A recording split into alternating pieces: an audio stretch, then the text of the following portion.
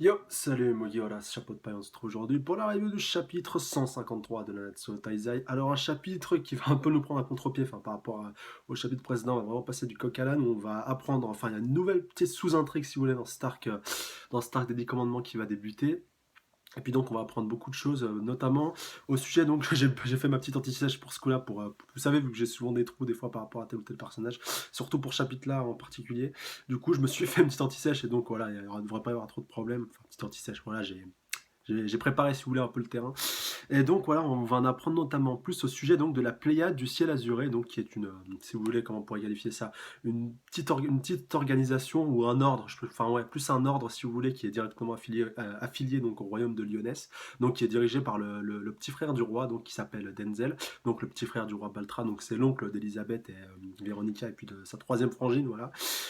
Bon, elle n'est pas présente dans le chapitre là, c'est pour ça que je vais pas vous parler d'elle. Enfin bref, vous voyez à peu près le topo. Et donc, on avait déjà vu en fait cet ordre-là de la Pléiade du ciel azuré précédemment dans le manga. Alors, c'est aux alentours des chapitres 135-136. C'était juste avant en fait qu'on démarre, enfin qu'on retourne en fait du côté de Ban quand il a retrouvé son ancien maître Zivago. C'était deux trois chapitres avant. Si vous voulez, entre le fin de la récupération des pouvoirs de Meliodas. Et donc voilà ce début de cette partie avec Ban. Voilà. C'était des chapitres un peu de transition.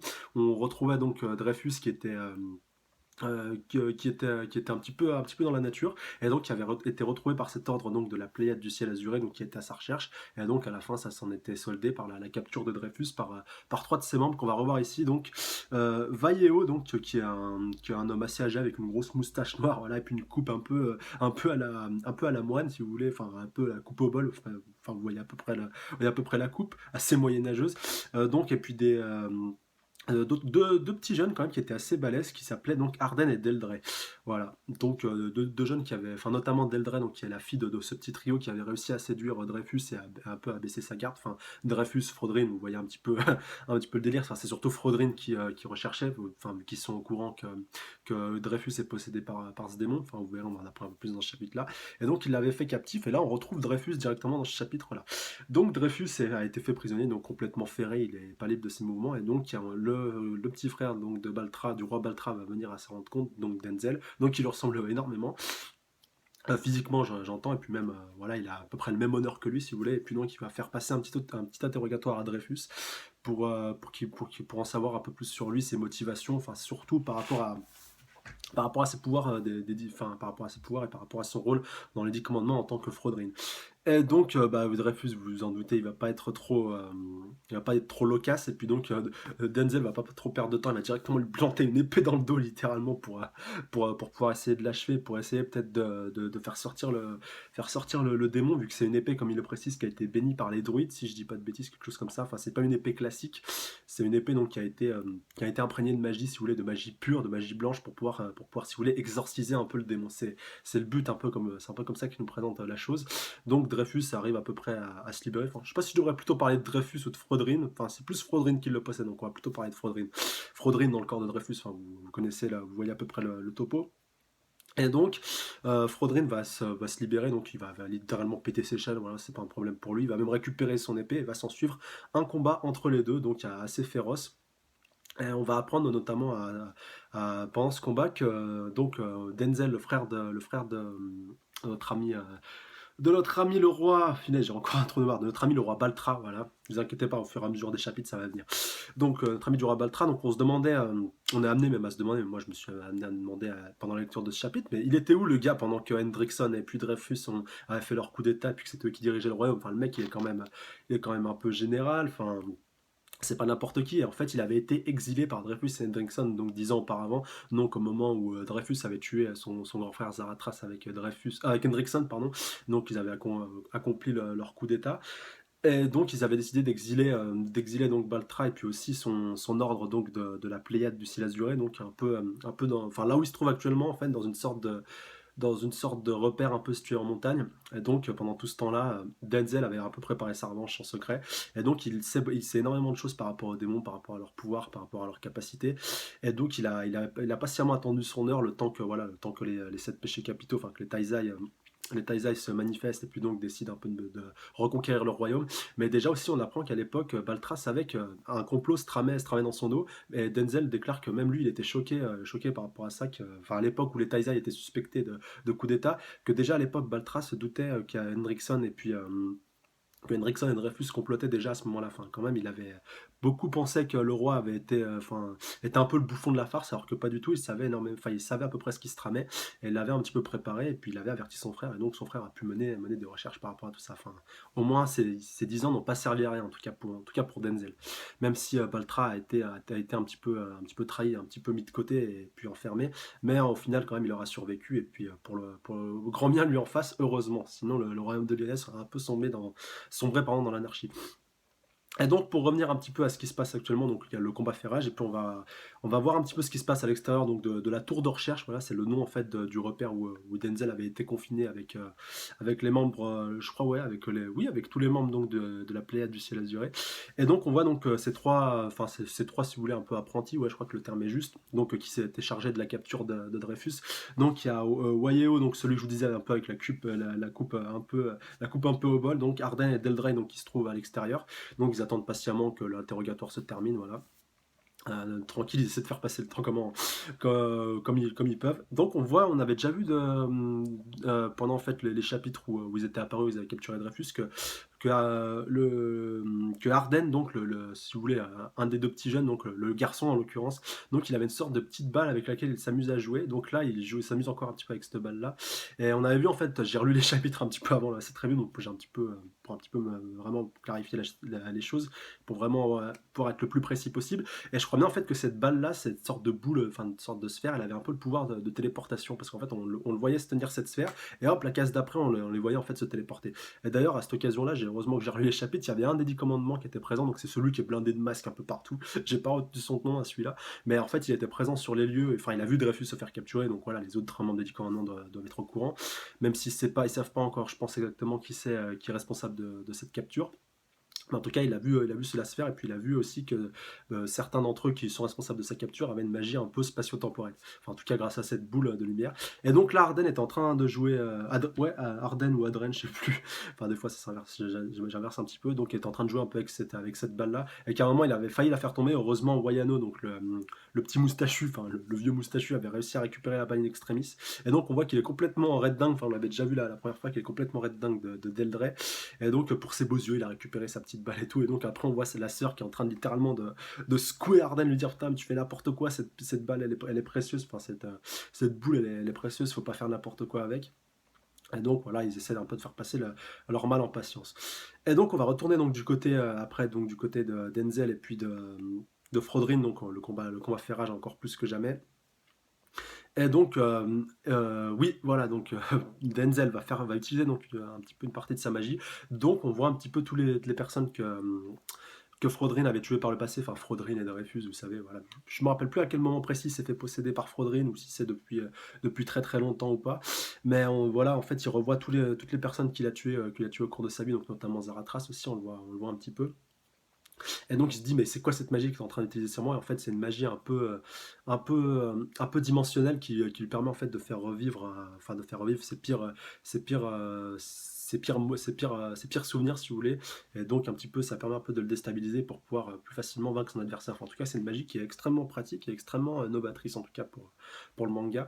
Et donc après, il y a un autre de ses disciples qui va venir lui l'aider. Donc celui-là, je crois pas qu'on l'avait vu jusqu'à présent comme membre, enfin un peu comme Denzel qui est apparu dans ce chapitre-là, même si on connaissait il avait déjà été mentionné dans les chapitres que je vous disais précédemment, lors de la capture de Dreyfus. Et donc c'est Death Pierce qui s'appelle, donc il a pareil un petit moustachu, il fait un peu mousquetaire aussi avec des beaux cheveux longs un peu ondulés. Et donc ce dernier va utiliser lui aussi sa magie pour mettre un terme, littéralement un terme à ce combat, pour pas que ça dure trop longtemps. En fait, on voit Frodrin qui est en train d'essayer de lancer une attaque avec son épée, et donc son attaque elle arrive à destination, mais en fait Denzel a eu le temps d'esquiver l'attaque, si vous voulez, c'est une attaque qui se passe un peu à retardement. Et donc il explique, Dave Pierce, que c'est le pouvoir de sa magie qui est un peu de pouvoir moduler le temps un peu comme il le veut. Et donc c'est un pouvoir complètement pété, enfin une magie complètement pétée, en tout cas face à ses adversaires. Et comme comme il le dit, et comme Denzel l'avait dit un peu précédemment, en fait, il voulait montrer aux démons que même des humains extrêmement forts, extrêmement bien entraînés avec une bonne magie pouvaient venir à bout de démons, et il a même dit à Frodrin que c'est un peu ce que Dreyfus recherchait depuis tout ce temps-là, depuis qu'il avait commencé à combattre, depuis qu'il était chevalier sacré, c'était, si vous voulez, son souhait, il avait à peu près les mêmes valeurs il avait à peu près les mêmes souhaits, les mêmes aspirations que Denzel par rapport à ça, et donc à la fin, Dave Pierce qui est un petit peu, enfin un petit peu, si vous voulez, un peu surdolé, un peu fanfaron, après on peut le comprendre avec les pouvoirs qu'il possède, qui lui dit que voilà, ça y est, on te l'a prouvé que des humains peuvent être plus forts que des membres des 10 commandements. Et là, on va avoir la révélation de Frodrin, ouais, je pense bien que c'est Frodrin qui parle et pas Dreyfus, ici en l'occurrence. Et donc, il va nous apprendre en fait qu'il n'est pas celui qu'il prétend être, enfin que certes que les gens croient qu'il est, donc il n'est pas un des membres des 10 commandements. Enfin, même si c'était un peu prouvé, enfin ça avait été un peu montré jusqu'à présent, même quand ils étaient tous réunis, on disait ouais les 10 commandements, et puis on voyait clairement les 10 sur cette image, enfin dans le chapitre où c'était vraiment présenté les 10, je me rappelle plus c'était lequel. Enfin bref, et donc, il nous apprend qu'il n'est pas vraiment un des membres des 10 commandements, en tout cas, un peu, si vous voulez, un peu comme Meliodas, vu qu'il a les pouvoirs de démon, on pouvait être amené à croire qu'il a. En fait, c'est une personne qui a des pouvoirs de démon, mais qui ne fait pas partie des 10 commandements. Il se considère donc vraiment comme un apprenti, voilà, qui a été formé, et donc le vrai membre des 10 commandements qui devrait être à sa place était une personne donc, qui avait disparu donc, au cours des 3000 ans, je crois, depuis que les démons existent. Et donc au cours du temps, il s'était un peu exilé, un peu éclipsé, et que donc lors de l'arc non, de la bataille de la capitale, donc quand Dreyfus a été révélé au grand jour comme étant possédé par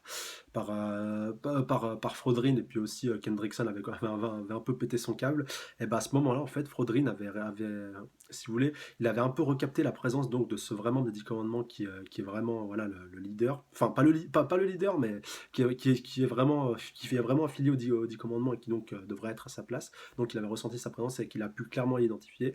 Et donc c'est la grosse révélation de ce chapitre, il nous le révèle, c'est Gauther, donc le membre des 10 commandements, donc vous le connaissez, je ne sais plus c'est quel péché qui lui était relié. Et donc ça m'a un peu surpris, en tout cas. Enfin, si vous voulez, par rapport aux différents membres des 10 commandements, c'est pas celui qui m'aurait le plus surpris, mais ça m'a un peu surpris par rapport à sa nature. Donc pour ceux qui ont lu, enfin, ouais, ceux qui sont un petit peu au courant et qui ont un peu remarqué ce fait lorsque ça a été révélé, donc Gather est donc une marionnette. Enfin, ça avait été révélé il y a quelques chapitres. Donc je crois ouais, au début de Star Daddy Commandant, ou un petit peu après, donc un peu après le tournoi de la bataille de la capitale, je sais plus exactement. Et donc ça nous avait été révélé qu'en réalité c'était une marionnette qui était animée. Je crois que c'était Merlin qui avait révélé l'information, donc c'était pas un homme à proprement parler, donc déjà il a une nature un peu particulière. Et je trouve ça bizarre en plus qu'en plus ce soit un membre des 10 commandements, donc il doit avoir des capacités de démon. Alors peut-être qu'à mon avis, enfin j'ai pas vraiment d'avis défini sur le sujet, mais je sais pas si quand il dit ça dans ce sens-là, est-ce que ça veut dire que Frodrin va quitter le corps donc de Dreyfus pour aller dans le corps de Gauther, ou est-ce qu'il parle d'un autre membre des 10 commandements qui serait présent? Parce que là, il n'est pas mentionné de nom, on n'a pas le nom pour ce démon, donc c'est juste Gauther qui est mentionné comme étant ce dixième membre, enfin comme étant le dixième membre abritant le démon, si vous voulez. Mais en tout cas, ça m'a beaucoup étonné, surtout, bon, voilà, même si Gauther avait pu se comporter un peu étrangement, un peu bizarrement. Je crois que c'était face à Jericho, et puis sa copine, là, la membre des Chevaliers Sacrés, durant ce chapitre-là où ça nous avait été révélé qu'il était une marionnette. Il avait un peu changé sa veste, il avait été un peu refaçonné. Je crois que c'était Merlin qui avait trafiqué quelque chose sur lui. Et donc il était devenu un peu un antagoniste, un peu un méchant, si vous voulez, pendant un ou deux chapitres avant de redevenir à la normale. Mais c'est vrai que de par sa nature de marionnette, et puis la manière dont il est pensé, enfin, il raisonne pas comme un humain, il pense pas comme un humain, enfin, il est vraiment, vraiment spécial. Et donc, comme nous le précise aussi, encore une fois, Frodrin, en plus que c'était un peu un cas particulier pour lui, parce qu'il était à la fois un des membres des Taizai, donc un membre des péchés capitaux, de par sa nature de péché capital, donc comme quoi que ça allait un peu en contradiction avec le fait que ce soit un démon, même si Meliodas en est un, mais voilà, Meliodas c'est un cas particulier. Et donc, ça nous est mentionné clairement que Garver est un des membres des 10 commandements. Et puis donc, là, la page d'après, après cette révélation, on le voit donc en direct pardon, du Borhat avec Meliodas. Et donc, il est tout content de pouvoir aller au festival de Weisel. Et puis, il dit qu'il va un peu tout castagner. Et le chapitre se termine là-dessus, en tout cas sur cette révélation, avec un Garver Enfin, comme jamais, enfin, un peu aussi bizarre que d'habitude, encore plus, enfin, encore plus motivé que jamais, en tout cas par rapport au tournoi qui semble se dessiner. Voilà, donc le chapitre se termine là-dessus. Donc, comme d'habitude, bah, laissez-moi vos avis dans les commentaires par rapport à ça. Là, j'ai lâché un comme je vous le dis assez souvent, n'hésitez pas à lâcher un commentaire par rapport à tout ça, par rapport aux théories, surtout que là, il y a matière à débattre. Et aussi, par rapport à Gowther, enfin, moi, j'avais un petit avis par rapport à tout ça. C'est peut-être que c'est possible qu'il soit possédé par le roi des démons. C'est ce que c'est vrai qu'il était pas mal mentionné, vu que depuis que la porte des démons, je crois que ça s'appelle comme ça, donc, qui avait été ouverte et qui avait permis donc aux 10 commandements de la passer, de revenir dans le monde des hommes. Donc peut-être que le roi démon a suivi et qu'il s'est réfugié, enfin même si il était déjà présent, si Dreyfus avait ressenti sa présence donc durant l'arc de la capitale, peut-être il était déjà présent, un peu comme Frodrin qui était le seul démon à être présent avec le démon de Méliodas depuis tant de temps, même bon, après Méliodas, je le recite un peu souvent, parce qu'il y a des pouvoirs de démon, mais ça reste quand même un cas à part, et puis un cas particulier qu'on peut mettre un peu de côté par rapport au reste des 10 commandements. Enfin bref, quoi qu'il en soit, dites-moi par quel démon vous pensez qu'il est possédé. Est-ce que vous pensez que c'est Frodrin qui va changer de corps et qui va vraiment être complètement dans le corps de Gowther, ou est-ce que c'est vraiment un autre 10 commandements qu'on ne connaît pas, ou le roi des démons, ou quelque chose, enfin, ou un démon dans le genre, un démon qui pourrait être assimilé à cela, enfin un démon qu'on n'est pas encore vu. Donc voilà, laissez-moi vos avis par rapport à ça dans les commentaires. Donc, et aussi, dites-moi aussi pour le prochain chapitre, où est-ce que vous pensez que ça va partir? Est-ce qu'on va aller voir d'un autre point de vue, si vous voulez, d'autres personnages, d'autres membres des 10 commandements, peut-être du côté de Meliodas ou de quelqu'un d'autre, ou est-ce qu'on va vraiment directement rentrer dans le fight et dans ce tournoi donc, de Weisel qui s'annonce ô combien palpitant et ô combien passionnant? En tout cas, laissez-moi vos avis par rapport à ça dans les commentaires. Donc, comme d'habitude, n'hésitez pas à laisser un pouce bleu si ce chapitre vous en plu. Partagez la vidéo avec un maximum de personnes, s'il vous plaît, c'est très important. Donc, attention, toujours plus nombreux à débattre. Et enfin, merci de vous abonner à la chaîne si c'est déjà fait pour être averti de mes prochaines reviews. Voilà, passez une bonne semaine, prenez soin de vous. Salut à tous, sayonara!